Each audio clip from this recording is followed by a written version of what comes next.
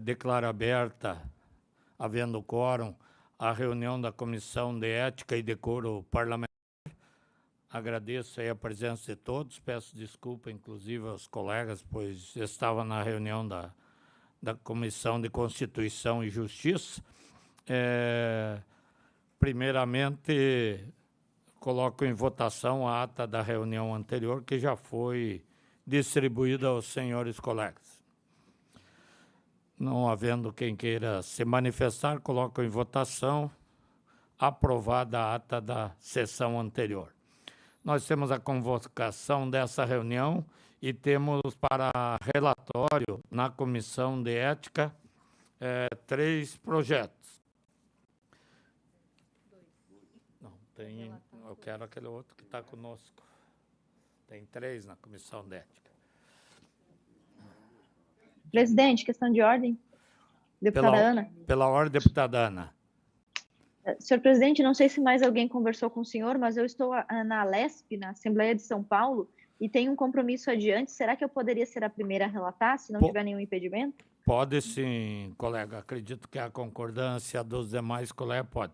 Eu só queria relatar que nós temos a denúncia 01/2021, que é o terceiro projeto que está na comissão, e a gente deixou aguardando, porque houve um pedido da deputada Paulinha, que ela é denunciante, o deputado Gessé Lopes é o denunciado, mas que os dois chegaram ao entendimento de que não foi bem assim, e então ela estará encaminhando um documento nesse sentido à Comissão de Ética. Então, está retirado de pauta. Não, ela fez verbalmente, como não mandou por escrito, eu estou aguardando a comunicação. E temos a denúncia 002.21, que relatora é a deputada Ana Campagnolo. Eu sei que está fazendo um esforço aí para estar presente. Vossa Excelência está com a palavra, deputada. Obrigada, senhor presidente.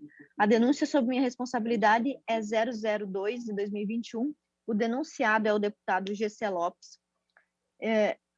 E passo a ler um breve relatório e voto. Relatório. Trata-se de uma denúncia em desfavor do deputado Gessé Lopes relacionada com um vídeo com possível incitação e apologia a crimes ensejando suposta violação dos direitos humanos. O ofício número 231 de 2021, que está na denúncia nas folhas 6 e 9, datado de 8 de fevereiro de 2021, proveniente do Ministério Público, foi encaminhado para o Ministério Público de Santa Catarina para averiguar a notícia de fato. O parecer ministerial do Ministério Público do Estado transcreve a melodia do vídeo que teria ensejado a denúncia. O vídeo tem uma duração de 1 minuto e 25 segundos e apresenta o seguinte teor da melodia. Tá chegando o Natal, para nossa alegria, tem ladrão e maconheiro se arrombando todo dia. Daqui para o Réveillon, o inferno fica lotado, vai faltar lugar para tanto CPF cancelado. Um Feliz Natal e um Feliz Ano Novo de alegria, sem assaltos, sem drogas e sem pedofilia. Feliz Natal e um Ano Novo de paz, e os bandidos morando na casa de Satanás. Os senhores me desculpem, mas é mais engraçado do que violento. A conclusão do órgão ministerial, datada de 11 de março de 2021, opina pelo indeferimento da notícia de fato e posterior arquivamento, pois não havia a autoria do arquivo de mídia, bem como de quem estaria veiculando e em quais plataformas. Além desses requisitos fundamentais, o órgão opina contrariamente sobre a materialidade, pois o conteúdo não está abarcado como apologia ou incitação do crime. Ao final do parecer ministerial, o representante opina pelo encaminhamento a esta Igreja Casa para que se proceda à avaliação de eventual violação do decoro parlamentar. O presidente desta comissão designou-me como relator. Ato contínuo, o denunciado, em sua defesa, sustenta que a atuação do deputado no vídeo não configura nenhuma das hipóteses dos artigos 355 e 356 do RIA-LESC, e sustenta que o discurso contido no vídeo é protegido pela liberdade de expressão parlamentar. Fundamenta-se também nas prerrogativas parlamentares de sua imunidade e na representatividade do seu discurso. Fundamento. Por tratar-se de uma denúncia recebida e realizada por parlamentar, é cabível a apuração preliminar do fato em atenção ao disposto no parágrafo 2º do artigo 368 do Regimento Interno da Casa. Assim, nesta fase preliminar, faz-se necessária a avaliação da responsabilidade do denunciado para o prosseguimento ou não da presente denúncia. O decoro parlamentar é de extrema importância, não só porque as atividades desempenhadas na LESC são transmitidas ao vivo para toda a sociedade, mas porque o deputado também representa o povo e suas iniciativas. A ética e o decoro são atributos inerentes à atividade parlamentar, então é um dever que os agentes públicos desempenhem pelo povo e para o povo uma atividade para representá-los. Isto é, os parlamentares devem manter dentro e fora do parlamento lisura de suas condutas. Preliminarmente, analiso as questões prejudiciais da denúncia. Não constam nos autos o meio que teria vinculado o vídeo em questão, nem o período no qual estaria disponível o acesso. Com a ausência desses requisitos, a análise do fato passa a ser relativizada, pois não é possível aferir o alcance das supostas afirmações do denunciado. Assim, passo a analisar o fato. O conteúdo do vídeo, conforme o próprio parecer ministerial, não configura crime ou mesmo apologia de crime. Configuraria, em tese, no máximo, um achaque à dignidade das pessoas encarceradas. Em meu ponto de vista, não possui o condão de denegrir a dignidade da população encarcerada, mas simplesmente de versar sobre o sucesso das ações policiais no combate à criminalidade. Preliminarmente, deve-se atentar, portanto, para a garantia constitucional da imunidade parlamentar, constante no parágrafo 1º do artigo 27, e também no artigo 42 do texto constitucional catarinense. Eu vou poupar os senhores da leitura do texto, mas está na íntegra esse trecho aí no voto que está à disposição dos senhores através do sistema. Acompanhando as garantias trazidas pela Constituição Federal e pela Constituição Estadual, assim também dispõe o regimento da Assembleia Legislativa de Santa Catarina. Abre aspas. As imunidades, prerrogativas e franquias asseguradas pela Constituição Federal e Estadual, pelas leis e por esse regimento, são institutos destinados à garantia do exercício do mandato. São uma prerrogativa dos deputados. A inviolabilidade consiste na impossibilidade de responsabilizar o deputado por suas opiniões, palavras ou votos. E no artigo 352, as imunidades constitucionais dos deputados subsidiarão durante o estado de sítio, só podendo ser suspensas mediante o voto de 2/3 dos membros da Casa. Assim, fecha aspas. Assim sendo, a imunidade parlamentar é uma prerrogativa tão intrínseca ao exercício do mandato que mesmo durante o estado de sítio, que não está vigente, só poderia ser suprimida mediante 2/3 do voto da Casa. O Supremo Tribunal Federal também decidiu que a imunidade parlamentar somente deve ser afastada quando não há nenhum vínculo entre o ato que é praticado na função parlamentar, e não é este o caso desta situação avaliada na denúncia contra o deputado G.C. Lopes. Conforme referido na defesa do denunciado, também vislumbro que o conteúdo do vídeo não tem o condão de denegrir a condição da população carcerária, tanto que a mídia também veicula as imagens sem interpretação de desonrar essas pessoas. Talvez se pudesse, eventualmente, no máximo, talvez, objetar pela possibilidade do uso de outros meios para transmitir apoio a ações policiais e desincentivar condutas criminosas. No entanto, de qualquer modo, deve-se respeitar a forma utilizada pelo deputado, pois a mensagem era direcionada aos seus eleitores, aos eleitores do deputado GC. Ou seja, avaliando o material do denunciado, entendo que não há usurpação da imunidade parlamentar, pois a sua manifestação está, sim, ligada à sua atividade como deputado.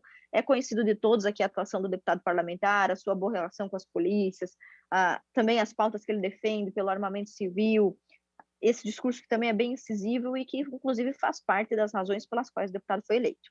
Por fim, o decoro parlamentar é disciplinado pelo regimento interno da Casa no artigo 353. Também vou poupar os senhores da leitura do artigo, mas está disponível no voto no sistema. É disso que a imunidade parlamentar é a proteção e exercício do mandato por quaisquer de suas palavras, opiniões e votos, não se restringindo apenas às declarações diretamente relacionadas com sua função, mas alcançando todas as declarações que, ainda que indiretamente, tenham relação com o trabalho do deputado ou com seus eleitores. À vista disso, entendo que o denunciado, ao promover o vídeo, não é nem o autor dele, né, atuava dentro das suas atribuições permitidas pela manifestação parlamentar. Então, diante de tudo isso que foi exposto, artigos, parágrafos lidos, e também das razões apresentadas pelo deputado, em razão de não se vislumbrar qualquer motivo para esse procedimento ir adiante com a violação dos deveres éticos e morais como violação dos deveres éticos e morais do deputado, nós votamos pela rejeição e arquivamento desta denúncia, que é a denúncia 02 de 2021.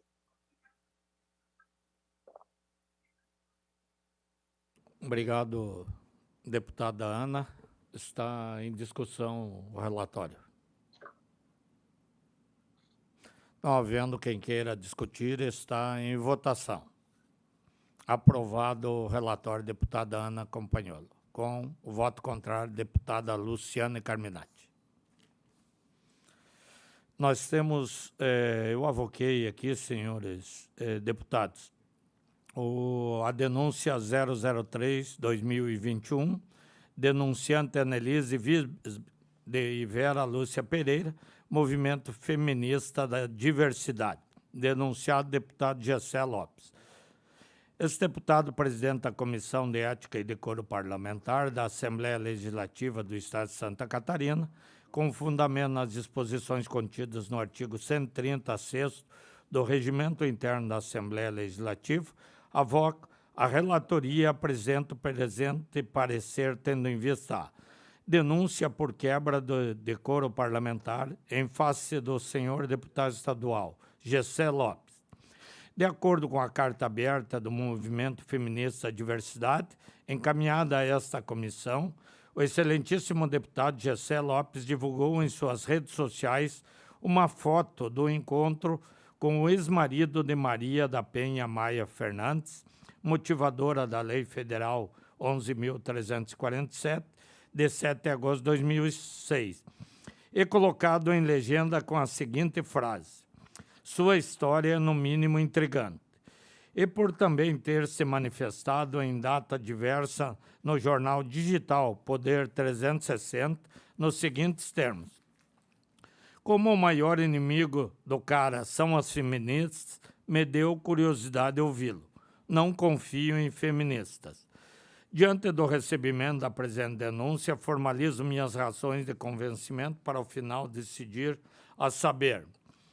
Inicialmente, saliento que a competência dessa comissão, a zelar pelo funcionamento harmônico e pela imagem do Poder Legislativo, atuando no sentido da preservação, pelos deputados, da dignidade e do decoro do mandato parlamentar, bem como cuidar da observância dos preceitos regimentais, legais e constitucionais aplicáveis aos deputados, conforme expõe o artigo 92, 1 a 6º, do Regimento Interno da Casa. Nesse sentido, as denúncias apresentadas em face dos parlamentares carecem de requisitos para sua admissibilidade, como mencionado no artigo 368, parágrafo 1º do Regimento Interno. Artigo 368. Qualquer cidadão, parlamentar ou pessoa jurídica poderá oferecer denúncia diretamente à Comissão de Ética e Decoro Parlamentar sobre o descumprimento por deputado de preceitos contidos nesse regimento. Parágrafo 1º. Não serão recebidas denúncias sem identificação de seus autores e indicação de prova. Em análise na presente denúncia, observo que as duas pessoas que assinam o pedido limitam suas razões em carta aberta, desacompanhada de anexo e sem indicações de prova, ou seja, não cumpre os requisitos mínimos necessários ao recebimento da denúncia, em que pese sejam as manifestações. Além dos requisitos regimentais nessa fase pré-processual de denúncia contra deputado, por quebra de decoro parlamentar, necessário se faz a análise dos fatos e dos possíveis atos praticados contrários à ética e ao decoro parlamentar, como assim preconiza os artigos 355 a 356 do Regimento Interno. No caso em particular, constatei a ausência da indicação de provas, requisito conhecimento da admissibilidade formal, bem como entendo que a mera exposição de sua opinião não deva ser motivo de penalidade, pois conforme rege a Constituição Federal, artigo 53 e o Regimento Interno, artigo 347, a inviolabilidade dos deputados consiste na impossibilidade de responsabilização por suas opiniões, palavras e votos. Foi a opinião do deputado, como o cara é inimigo das feministas, minha curiosidade em ouvi-lo, não confio em feministas, é uma opinião pessoal do deputado. De igual forma, na foto e na manifestação no jornal digital Poder 360. Artigo 53. Os deputados e senadores são invioláveis civil e penalmente por quaisquer de suas opiniões, palavras e votos. Diante do exposto, ausente os requisitos indispensáveis à admissibilidade da denúncia e por entender que o parlamentar apenas expôs sua opinião, não praticando atos contrários à ética e ao decoro parlamentar, decido não receber a denúncia formulada e determino o consequente arquivamento e extinção do feito. Sala das Sessões, deputado Maurício Clark, presidente da Comissão de Ética e Decoro Parlamentar. É o relatório, senhores deputados, está em discussão. Presidente. Deputada Luciana. Eu quero, de forma muito breve, primeiro, respeitar o seu relatório como relator da matéria, né? Acho que o senhor abordou o tema adequadamente, mas eu quero dizer que me lembro muito bem daquele dia, quando eu fui surpreendida com aquela imagem, e centenas de mulheres não feministas necessariamente, é importante que se diga, porque hoje está se confundindo o fato de ser mulher com ser feminista. Aliás, colegas deputados que votaram a favor projetos de lei nesta casa a favor as mulheres se tornaram feministas, é um total equívoco. Mas eu quero dizer que, como coordenadora da bancada feminina naquela ocasião, eu fiz uma nota, inclusive, porque penso que a liberdade de expressão, mesmo no parlamento, ela tem limite, porque a nossa liberdade de expressão não dá o direito de agredir mulheres, de fazer de conta que esse crime não existiu, ele é gravíssimo. Vossa Excelência, que é delegado, sabe muito bem o quanto para nós mulheres o crime da violência doméstica, ele destrói famílias, né? Destrói filhos, destrói a mulher, destrói a mãe dessa mulher. Então, quando você vê uma foto como essa, questionando supostamente, né, intrigas, nós estamos falando de uma foto do lado de um criminoso, e essa casa está sempre a fazer longos discursos contra os criminosos. Pois bem, é uma foto contra um criminoso, ao lado de um criminoso, né, que respondeu, que foi punido, né, pelo sistema judiciário brasileiro. Então, eu quero apenas dizer, deputado Maurício, que respeito a sua posição, né, é digno dela, mas quero dizer que, como mulher, também me senti naquele momento extremamente agredida, né, como se a Maria da Penha estivesse numa cadeira de rodas e estivesse por acaso, não houve autoria, não houve um crime, não houve uma tentativa, né? E a gente não pode fechar os olhos e enaltecer esse tipo de postura, porque significa banalizar qualquer fala, qualquer comportamento. E na nossa sociedade precisa haver, sim, regramento. Eu defendo isso como mãe e como deputada. Para tudo tem que ter regras de convivência na sociedade. E acho que não foi um bom exemplo, né? Tanto é que o próprio deputado depois fez um vídeo dizendo que não era a favor ou não me lembro bem o conteúdo, mas tentou se redimir, porque de fato pegou muito mal aquela situação. Foi muito ruim. Então, quero apenas fazer esse registro aqui, deputado Maurício, como coordenadora da bancada feminina da Assembleia Legislativa. Obrigada. Deputado? Sim, deputado Maurício? Deputada Ana, com a palavra.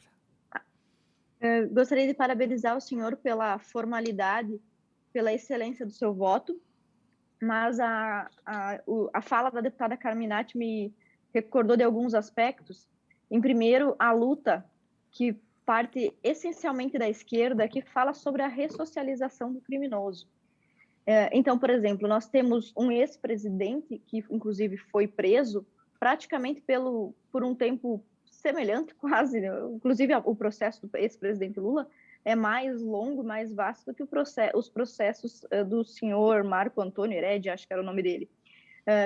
Além disso, o PT outros partidos de esquerda defendem muito a causa da ressocialização do criminoso, né? Ou do culpado, mesmo após condenado, e mesmo crimes muito piores. Né? Vou dar um exemplo de uma deputada de esquerda, deputada federal, Maria do Rosário, que em uma discussão com então deputado federal Jair Bolsonaro estava defendendo a inocência do Champinha, que estuprou uma menina por 5 dias e depois a degolou junto com seu namorado, também foi degolado. Esses partidos satélites de esquerda costumam defender a ressocialização. O senhor Marco Antônio Herédia, ao que consta, cumpriu toda a sua pena, então ele já cumpriu a sua pena, e não estaria impossibilitado pela lei de, por exemplo, frequentar uma Assembleia Legislativa, não está impossibilitado de frequentar um restaurante, não está possibilitado de fazer uma reunião com o secretário de Estado, isto não é proibido a ele, inclusive dentro da lei. E gostaria de perguntar aos senhores se tomaram conhecimento em algum momento que o senhor Marco Antônio Herédia também, no dia em que foi notificado o suposto ou dito crime avaliado, julgado, em que a Maria da Penha teria levado um tiro nas costas, que a deixou paralítica, se os senhores têm consciência, sabiam ou já ouviram falar que o senhor Marco Antônio Herédia também levou um tiro neste dia. E se já ouviram falar da versão do senhor Marco Antônio Herédia, que, segundo ele, teria sido assaltado e ambos teriam levado esse tiro.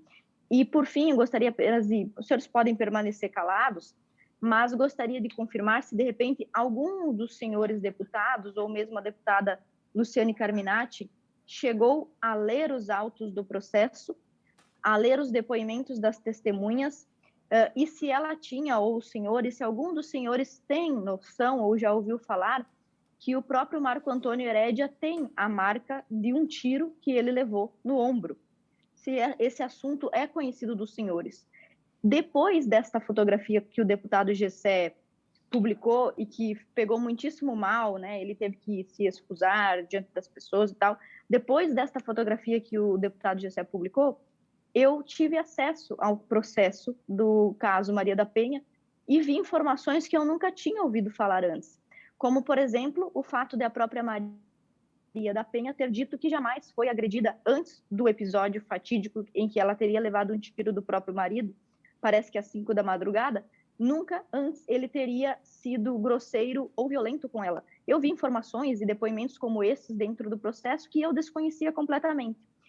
Então, gostaria de deixar esse questionamento. Os senhores e todos aqueles que ficaram animosamente preocupados e contrários ao fato de um deputado ter apenas recebido em seu gabinete um criminoso que foi punido e já cumpriu a sua sentença, se os senhores, alguns dos senhores já tinham ouvido falar sobre isso, que o próprio Marco Antônio Herédia tem uma marca de tiro, não sei se é no ombro esquerdo ou direito, e que na sua versão dos fatos, na verdade, foram os dois assaltados. E se os senhores também têm ciência ou já ouviram falar que o próprio Marco Antônio Herédia escreveu mais de 21 livros tentando provar a sua alegada inocência, dizendo que foi injustiçado. E se os senhores talvez não tenham, evidentemente, em algum momento de suas vidas, ouvido falar ou tomado ciência de algum outro processo ou de algum processo onde houve uma revisão de sentença ou coisa semelhante. E se o senhor Marco Antônio Herédia, depois de ter cumprido a sua pena, na qual foi condenado, não teria o direito de buscar auxílio de advogado, promotor, ou seja lá de quem ele for, caso ele se entendesse na condição de injustiçado. Os senhores estão, claro, obviamente, liberados a não responder nenhuma dessas perguntas, mas eu gostaria que realmente refletissem sobre isso. Quais dos senhores e quais das pessoas que se indignaram com o deputado Gessé Lopes por ter recebido o senhor Marco Antônio Herédia, quais dessas pessoas realmente leram o processo do caso Maria da Penha? Obrigada. Presidente, eu fui citada e eu gostaria de responder. Sim, deputado Luciano. Primeiro que eu fico cada vez mais admirada como o PT é referência, né? Porque se falou de ressocialização que o PT defende para defender este cidadão. Então, tem gente que não consegue fazer política sem olhar para o PT. Ok. Mas eu quero dizer também que eu não vou ler esse processo, não. Porque, em primeiro lugar, Eu não nego a realidade, eu não sou do time negacionista. Eu não nego a realidade. A realidade está aí. Este cidadão foi condenado. Bom, eureka, se descobriu agora que o cara é inocente. Nossa, depois de 10, 20, 30 anos, sei lá quanto tempo foi, se descobriu que o cara é inocente. Mas, por acaso, tem uma mulher numa cadeira de rodas paraplégica e que também foi eletrocutada no chuveiro. Não, mas isso é do acaso, é do destino. Então, dá licença, né? Dá licença, tem coisas que ultrapassam a nossa inteligência. Eureka, se descobriu agora que esse cara é santo, inocente, eu proponho que a deputada assuma um recurso à Corte Brasileira, ao Supremo Tribunal Federal, e que se levante, então, né, a reavaliação deste caso, porque, de fato, as provas, elas são, eu diria, concretas. Não está vendo a realidade quem não quer. E eu costumo respeitar a justiça brasileira e costumo respeitar o direito de ampla defesa. Ele teve direito de ampla defesa, ele teve advogado no júri.